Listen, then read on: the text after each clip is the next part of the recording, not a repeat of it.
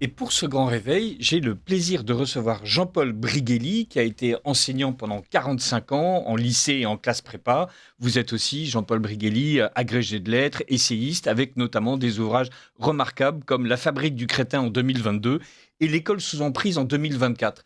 Euh, Rappelons les faits. Donc, un jeune lycéen de 15 ans, hier, à Nantes, a poignardé plusieurs de ses camarades, dont un est mort. Il est rentré dans deux classes, il s'est fait recevoir à coups de chaise. Il a eu le temps de massacrer donc au moins une personne et d'en blesser trois autres. Bruno Retailleau explique que ce n'est pas un fait divers, que c'est un fait de société. Qu'en pensez-vous? Alors, en ce qui concerne alors d'abord, bonjour Radio Courtoisie. En ce qui concerne ce fait divers précis, nous commençons à avoir des renseignements. Il s'agit d'un gosse, c'est un gosse, 15 ans, particulièrement perturbé. Il faut avoir lu, c'est en ligne sur le site du Figaro, la déclaration qu'il a envoyée quelques minutes avant de passer à l'acte. Je l'ai lu, on se demande s'il l'a écrit tout seul, si ChatGPT, il y a une responsabilité, si quelqu'un d'autre y a mis la main. C'est très au-dessus du niveau moyen d'un élève de seconde. C'est Donc ça, très c'est une long, 13 pages. et c'est très long, c'est très argumenté, et surtout, c'est ça surtout que je voudrais souligner, ça reprend tout le discours de ce qu'on appelle l'écologie profonde, qui est la base de tous les activistes écolos actuels. Alors il faut bien comprendre une chose, c'est là-dessus que je voudrais argumenter aujourd'hui, c'est qu'à force d'enseigner en classe les dérives de l'anthropocène, le réchauffement climatique, etc., dans un esprit fragile. Et il est évident que c'est un esprit fragile. Il a été interné immédiatement parce que manifestement, il n'est pas responsable de ses actes, c'est évident.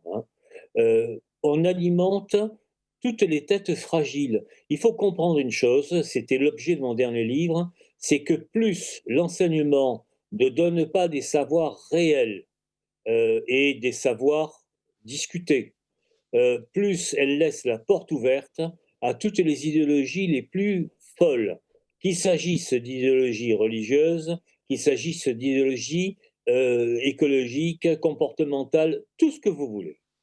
Alors ça, c'est un premier point.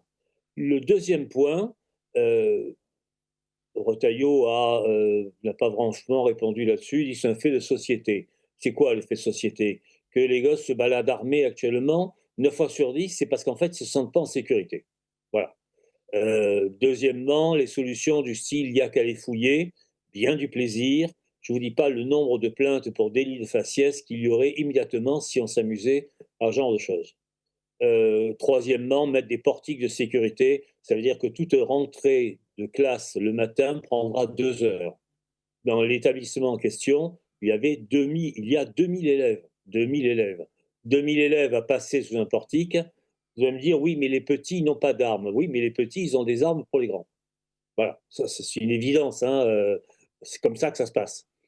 Euh, il y aurait certainement quelque chose à faire sur le contrôle des portables qui permettent des réunions, des missions vengeresses, etc. Mais c'est encore un autre problème. Ce qu'il faut comprendre, c'est qu'il y a toute une jeunesse qui est complètement hors pensée actuellement et qui se réfugie dans du prêt-à-porter intellectuel le plus dommageable, le plus criminel possible. Il faut bien faire attention. Un adolescent actuel que vous croisez dans la rue, c'est potentiellement une arme fatale. Jean-Paul Briguelli, vous aviez raison de souligner que tout le manifeste de ce jeune garçon est empreint d'écologie profonde. Alexandre de Galzin soulignait aussi sa proximité avec Una Bomber. Il y a tout au début la dénonciation de la mondialisation qui a, je cite, transformé notre système en une machine à décomposer l'humain, lentement et méthodiquement, qui nous enferme dans un piège de la naissance jusqu'à la mort, dans un monde renouvelé, une sorte de sanctuaire d'abattage géant qui recouvre désormais toute la surface de la Terre. Donc ce sont des mots qui ne sont pas à balayer. En fait, c'est pas juste un fantasme d'adolescent. Il y a aussi une critique de la mondialisation qui peut paraître recevable. Alors, je tiens aussi à citer un petit passage qui est évidemment effrayant rétrospectivement. Je tiens à préciser que ce document ne justifie aucun acte. Donc là, comme si ce jeune garçon était presque au courant inconsciemment du fait qu'il allait passer à l'acte et qu'il voulait qu'on distingue bien ce qu'il pense de ce qu'il allait faire. Il devait déjà savoir qu'il allait passer à l'acte puisque le document a été envoyé quelques minutes avant le passage à l'acte, de façon à ce qu'il ne puisse rien empêcher. Je salue au passage les élèves et les enseignants qui ont maîtrisé l'assaillant. Hein, on n'a pas attendu que les forces de l'ordre interviennent, ça aurait pris une demi-heure de plus, et là, effectivement, ça finissait comme les tueries norvégiennes, hein, si vous vous rappelez. Mais même au couteau, on peut faire des dégâts très sérieux. C'est d'autant plus spectaculaire qu'on arrive à maîtriser un individu armé d'un couteau, je vous le dis, dans les cours d'autodéfense. La première chose qu'on vous enseigne face à quelqu'un qui est armé d'un couteau, c'est de partir en courant. Voilà. Ils ne sont pas partis en courant, ils l'ont maîtrisé, c'est parfait. Il était de toute façon suicidaire, il devait être, on verra par la suite s'il prenait des médicaments, si, etc. Mais il n'était pas dans son bon sens. Hein, c'est pas du ressort de la justice là. Je souhaite juste que des psychiatres, les psychiatres qui s'en occupent ne le remettent pas en service public dans les 6 mois qui suivent. Voilà, il va falloir s'en occuper très sérieusement. Mais il faut bien comprendre que entre ceux qui passent à l'acte et ceux qui sont tentés de passer à l'acte, la différence est très très mince. Parce qu'il y a tout un discours hallucinant actuellement sur c'est la faute collective, la Terre doit se défendre. Vous savez, c'est ce qu'on appelle la théorie Gaïa, Mmh. c'est-à-dire que la Terre serait une seule unité qui pense et qui se défend contre les agressions dont l'espèce humaine est responsable. Voilà, c'est très sérieux. Vous avez des grands universitaires qui ont adhéré à ces théories. À ce niveau-là, d'ailleurs, on pourrait penser que le réchauffement climatique est une façon pour la Terre de se défendre contre une espèce invasive, c'est-à-dire nous-mêmes. Il va falloir remettre sérieusement du sens dans l'éducation, dans les apprentissages, dans l'instruction publique, et en finir avec les vieilles lunes idéologiques, parce que scruté par des individus un peu faibles du cerveau, cela donne ce que ça a donné à Nantes hier. Alors, dans son manifeste, il y a plusieurs choses. Il y a d'une part une critique féroce de la mondialisation, une critique du capitalisme, une critique du système. Est-ce qu'on peut balayer tout ça en expliquant que ça n'a aucun intérêt, ou, vous l'avez souligné tout au début de votre intervention, remarquer qu'il y a une réflexion qui dépasse sans doute les capacités de ce jeune garçon et qui se nourrit à d'autres ouvrages, d'autres pensées, et qui ne peuvent pas être rejetés immédiatement. Il y a un passage au moins qui m'a étonné. La solitude n'est plus un état passager, elle est devenue une structure. Dans cette structure, l'aliénation sociale prend racine. Elle s'incarne dans la perte d'identité profonde, dans la déconnexion à la mémoire collective, dans l'effacement de l'histoire orale, dans l'oubli des rites, des symboles, des appartenances ancestrales. Il y a presque une volonté d'enracinement qui, là aussi, contredit en fait la manière dont l'éducation nationale apprend aujourd'hui aux Français qui ils sont. Alors, vous avez raison à tout point de vue. 90% de ce document mérite une réflexion sérieuse et profonde. Il ne s'agit absolument pas pour moi de dire que c'est un cinglé qui a écrit ça. C'est frappé du bon sens le plus élémentaire à, euh, à bien des passages. À la fin, d'ailleurs, il y a toute une analyse d'un tableau de Peter Bruegel, l'ancien, qui s'appelle La Mélancolie, qui est d'une très grande finesse. Je doute personnellement qu'un élève de seconde standard, mais je ne sais rien de son niveau actuel, etc., ait écrit ça seul. Il a trouvé forcément des idées à droite, à gauche, etc. Le problème, c'est un peu comme pour les bombes atomiques, vous avez la masse critique et puis vous avez le moment où le petit truc en plus fait que ça détonne. Vous voyez? Le petit truc en plus, ce sont les idéologies d'écologie profonde, qui sont manipulées très imprudemment par certains de mes collègues et par certains d'ailleurs journalistes. Hein, je vais dire très franchement, personne n'est blanc-bleu dans cette histoire. Il faut voir une chose, c'est que nous avons un discours actuellement qui n'est pas forcément faux, hein, mais qu'il y ait des dégâts terribles sur la Terre, c'est une évidence pour tout le monde. Mais réceptionné par un esprit fragile, cela peut donner des drames, de vrais drames.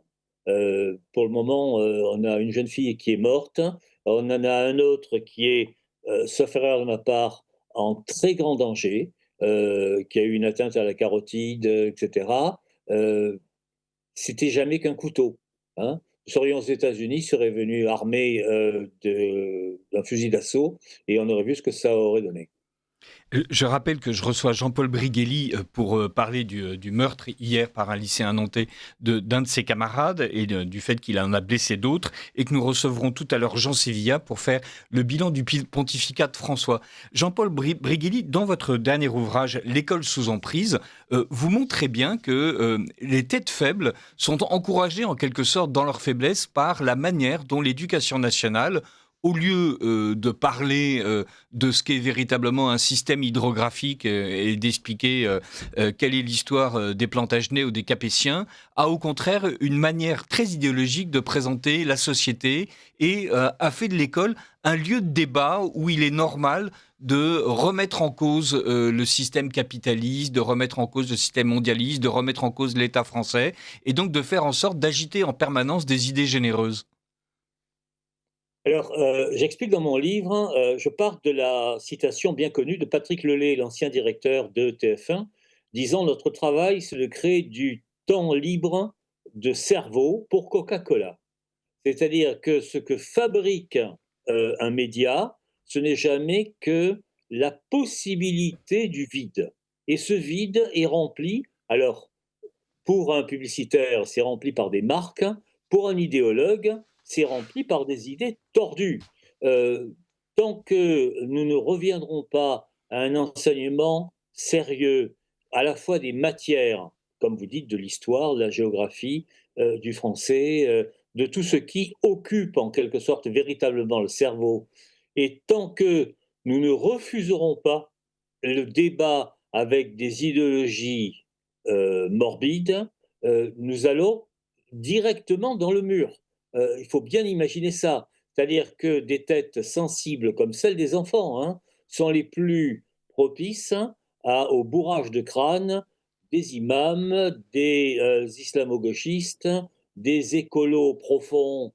Et on a vu les réactions de la mairesse de Nantes immédiatement, qui a mis ça sur le dos de l'extrême droite parce qu'il y avait l'un de ses copains qui a dit oui, mais c'était un admirateur d'Hitler. Mais il faut bien comprendre une chose, c'est que ce qu'on appelle la deep ecology, je conseille à tous vos éditeurs de se renseigner véritablement sur ce mouvement, qui est un mouvement assez ancien déjà et très profond. Ce sont des cinglés graves et qui, peu à peu, occupent le terrain dans les crânes de ceux qui, justement, n'ont rien dans la tête. Et puis, rappelons qu'Adolf Hitler était socialiste, rappelons qu'Adolf Hitler était végétarien, rappelons qu'Adolf Hitler vantait la vie au grand air, donc rappelons qu'Adolf Hitler ressemblait à un écologiste comme une salade ressemble à une salade. Voilà, actuellement, on dirait Hitler était végan. Eh bien, écoutez, j'y pense chaque fois que je rencontre un végan quelque part. Voilà.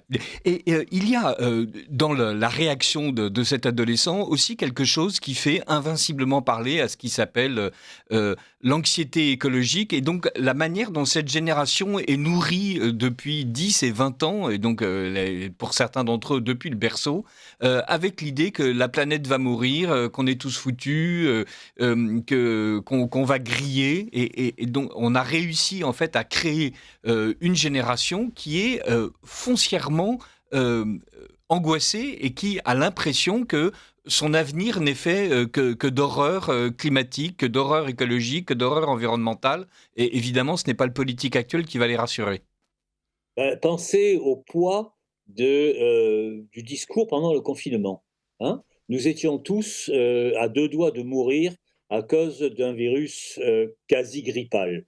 Voilà. Alors, on n'alimente plus que la peur actuellement. Les derniers discours d'Emmanuel Macron sur la Russie sont délirants de ce point de vue-là, comme si d'ailleurs les Russes avaient le souci d'aller occuper Douarnenez. Vous voyez, à peu près le rapport. Bon, il est évident que des gosses qui ne savent rien, on peut leur agiter, qui ne savent pas ce qu'est un virus et qui ne savent pas ce qu'est un russe, on peut leur agiter n'importe quoi sous le nez, ils vont plonger automatiquement. Et effectivement, cette génération, qui est une génération très refermée sur soi, et ce malheureux gosse a parfaitement raison, nous sommes dans un état de grande solitude, hein. Euh, cette génération-là a tous les conditionnements pour avoir effectivement peur et, comme toutes les bêtes qui ont peur, se montrer agressif. Elle- il s'est montré agressif et vous l'avez souligné, les élèves en fait ont réagi et surtout les professeurs donc ont frappé à coups de chaise dans la première classe où il est rentré, je crois que c'est un de ses condisciples et dans la seconde classe c'est le professeur qui a frappé l'élève. Évidemment le fait qu'il ait un couteau et pas une Kalachnikov permet de le maîtriser plus facilement. Et est-ce que vous avez le sentiment que au moins ce professeur-là, lui, a tenu son vrai rôle de pédagogue et d'éducateur? Il est allé bien au-delà. Je ne le connais pas, je tiens absolument à le saluer. Je connais beaucoup d'enseignants qui ont au moins aussi peur que leurs élèves, en moyenne. On a vu ça pendant le confinement, effectivement. Euh, alors, c'est difficile de demander que l'on donne des cours d'autodéfense à tous les profs. Et d'ailleurs, j'insiste, hein, lorsque vous êtes attaqué, partez en courant. Voilà, c'est ce qu'il y a de plus raisonnable, si vous pouvez. Mais ce qui est sûr, c'est qu'il faut, une fois pour toutes, permettre à nouveau aux enseignants de fouiller un cartable s'ils pensent qu'il y a quelque chose d'extrêmement louche, de confisquer un portable s'ils pensent qu'il y a quelque chose de dangereux. Il faut leur donner à nouveau les moyens d'intervenir.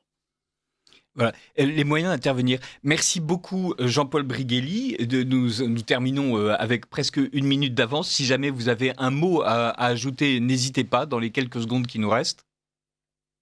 Eh bien, mon dernier livre s'appelait donc L'école sous emprise, et il faut comprendre que cette emprise est idéologique au sens très très large. C'est une emprise religieuse, bien entendu. On sait que les frères musulmans font de l'entrisme dans l'école parce qu'ils ont senti que c'était un point mou, en quelque sorte, hein. Mais ça peut être une emprise idéologique, une emprise politique, une emprise écologique. Euh, Plus vous êtes effectivement, vous êtes adhérent à la pensée molle, et plus les gens qui ont des lignes dures vont, d'une façon ou d'une autre, entrer en vous. Eh bien, merci beaucoup Jean-Paul Briguelli. Et évidemment, entre la ligne droite et la ligne dure, enfin voilà, entre la molle et la dure, il y a la ligne droite. Merci d'y avoir participé ce matin et merci à tous les auditeurs de nous suivre. Et à très bientôt Jean-Paul Briguelli pour parler éducation nationale.